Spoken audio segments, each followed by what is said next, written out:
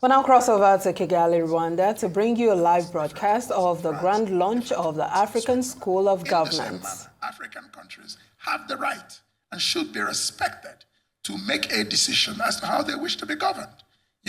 So, and Rwanda does offer us an example that it's not about labels, it's about outcomes, it's about achievements. And I think African countries should focus more on the substance of the outcomes of whatever system of governance they choose, rather than on the label of that system. That's the answer to the question.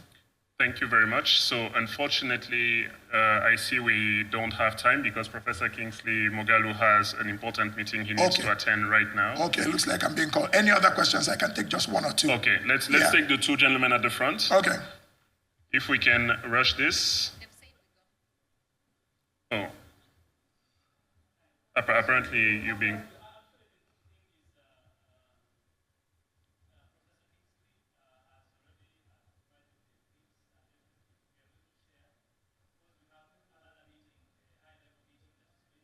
Is that meeting ready? Okay, all right. I'll have to go. Can I just take your question? All right. Thank you. What media? CNBC Africa. CNBC? Yeah. Shoot, very quick. Just a quick question. My name is Abi Agina with CNBC Africa. Two quick questions. My first one is in regards to economic dividends that are expected out of governance in Africa. Yes. It seems to be the fact that there lacks good governance in Africa that prompted the setting up of this institution. I just wanted you to clarify on that. And secondly, what is the investment you're putting down here in Kigali, and how do you anticipate to make a return on investment? Yeah, well, thank you. First of all, good economies that work for the people, not just economies that work for business corporations, but economies that develop human capital and create, take millions of people out of poverty, such as what we've seen achieved in China and many Asian countries, requires competent governance. There is no separation between governance and the economy.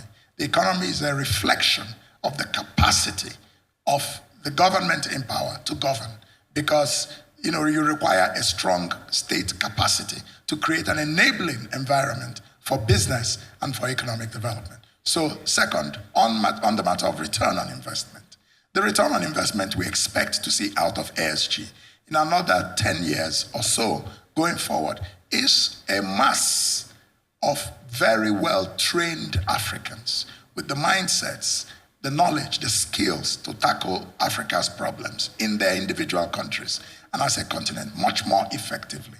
And to do so with a sense of African agency, and to do so in a manner that is specific to Africa's context, and therefore is much more likely to achieve better results, whether in the economy, whether in politics, and whether in the private sector. That's the return on investment. A well-governed, peaceful, prosperous, and stable Africa. That will be the ultimate return on investment from the ASG. Thank you. Thank you very much, Professor Kingsley Moghalu. So unfortunately, he has a very important agenda item. We have to interrupt the press conference. Earlier, the president of the African School of Governance, Professor Kingsley Moghalu, held a press conference to discuss the grand launch of the institution. For an overview of today's events, we're now being joined by Rise Politics editor, Sumner Sambo, live from Kigali. Sumner, good afternoon. Many thanks for joining us. Thank you so much. Good afternoon to our viewers. Of course. Now, we did hear a little bit of what Kingsley Moghalu had to say, but what unique curriculum events will set this institution apart from existing governance schools that we already have on the continent? All right, so the African School of Governance is an initiative by the Rwandan President Paul Kagame, and alongside former Prime Minister of Ethiopia, Hailemariam Desalegn, who have all teamed up with other top African leaders to see how they can promote good governance, especially in the public sector, and to see how the private sector can tap into the idea of building a new generation of African leaders that could help bring about developments that will be much more beneficial to the continent in a win-win situation with other parts of the world. Now, this is being modeled after the Lee Kuan Yew School of Governance in Singapore, and then, of course, the Kennedy School of Governance in the US and other top governance schools across the world.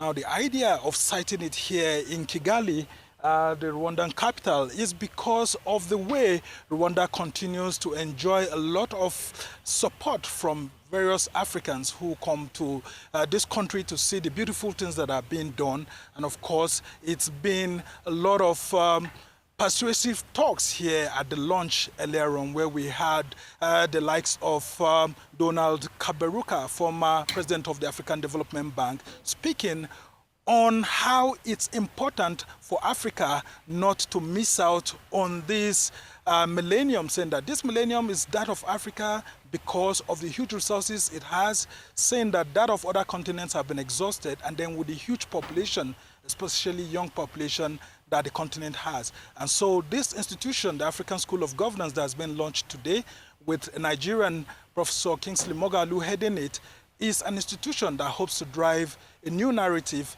to change the course of governance on the continent and how the continent relates with other continents. Beautiful indeed. Thank you, Sambo. But let's also look at some of the curriculum, especially saying that we understand that African history is one of the key courses that will be taught in this Africa School of Governance. Let's know some of the other courses that would be, taught and that would be in the curriculum, and what exactly will stand out this particular school from every other school. Yeah, thank you so much for that question. It was actually a very good debate here on the sort of curriculum that needs to come out of this institution so that it is not modeled after the Western style School of Governance. And of course, I have one of the persons who was at that session here with me.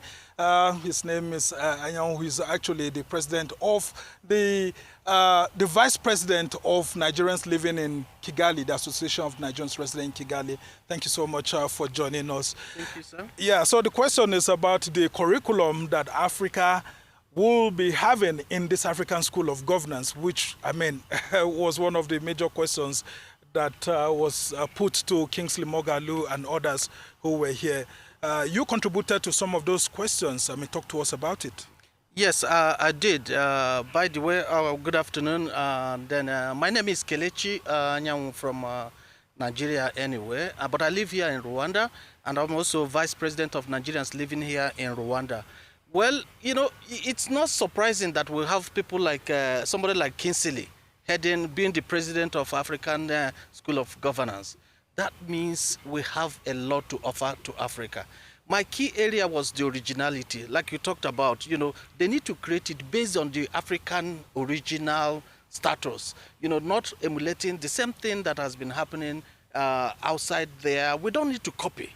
This is not a time to copy what is happening there. It's time for us to develop our own original concept and use it to groom. Since it's about changing the narrative, we cannot change the narrative by being imitation or being fake to something. We need to be original. So original means going back to our grassroots and say, this is the governance that we know, and we are going to use it to groom our own people, so that this mentality of being westernized is not going to be the case for the day. So we are looking at originality in their curriculum, so that whatever they will do would aim at Africans providing solutions for African problem. That's what we're looking at.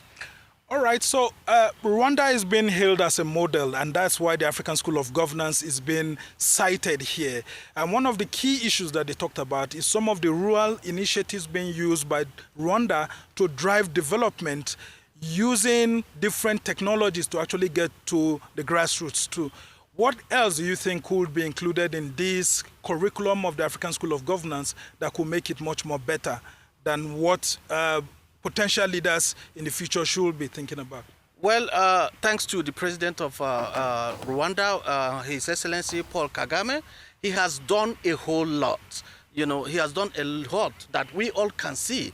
And that's the reason why, this institution is in Rwanda. There's something that Rwanda has gotten right, which is governance. What is governance? Governance is creating what works for the society, what works for your people. He has created that environment that works for his own people. where his own people are the originators of the platform or the formula or the model or the system that they're using to govern the people, so that they can offer the people what exactly they need, not copy and paste. So, yeah, you have been living in Rwanda here, Kigali to be specific. Yeah. What exactly are those models put in place by President Kagame that other African countries can copy? Well, for example, the Umuganda process, you know, everybody says Rwanda is a clean country. Yes, Rwanda is a clean country. But we have something called Umuganda, which means everybody in Rwanda gets involved. Come outside one Saturday every month. And it's been consistent. You need to come out and clean your environment. That's a system that works. You know, we wake up everywhere is clean. So that's a culture thing and a mentality thing. So it's also in your head. I can't remember the last time I peed on the road, you know, which is common in every other place that you go to. So it's a culture thing. The moment you establish it, people will understand it and they will follow you. As long as people understand your vision, where you're taking them to, they will definitely follow you. All right, and just before I let you go, one of the key things talked about here is how young generation of African leaders can actually have a passion for Africa, to want to help the continent and not migrating to Europe or America and all of that. What do you have to say? That's a mindset thing. And I think, you know, what created that vacuum, that space, that gap is because of the youth, the younger generation. They've lost confidence in the older generation. Do you understand? When you say something and you do something else, they are watching. It's like our kids. When you're doing something and your kids are watching you, they learn from you. So they have lost that. So what I would advise is for the older generation to try and start bridging that gap of regaining confidence in the young ones, to let them know that, okay, maybe we would have made a mistake, but now it's time for us to correct this mistake. And this is how we're going to correct it, by practical example, not just talk, but also doing the work. When they talk, they do the work. All right. We must thank you so much. That's Kelechi Anyanwu, who is the Vice President of the Association of Nigerians residents in Rwanda here. So it's been a very beautiful moment here, actually, because one of the conversation here is as to how to stop the huge number of African migrants that are going out of the continent, many of them, especially youths, dying during the voyage. And during the discussions, we had Hailemariam Desalegn, the former Prime Minister of Ethiopia, actually putting out his thoughts and saying that, look, it's time for Africa to take ownership of its problems, and not only be taking ownership of its problems, but to design a system of governance that actually works for it. And of course, others who contributed, like Dr. Donald Kaberuka, former president of the African Development Bank, said that Africa should take ownership of its problems, but design solutions that could actually work for it. And of course, some of those solutions have been coming right through here at the Kigali Convention Center, where we are right now. And the conversations have come to a close while this School of Governance prepares to take off in September 2025. Well, we definitely look forward to that takeoff come September. But for now, we'd like to thank you for your robust analysis. Arise Politics Editor, live from Kigali, Sumner Sambo. Many thanks for joining us here on News.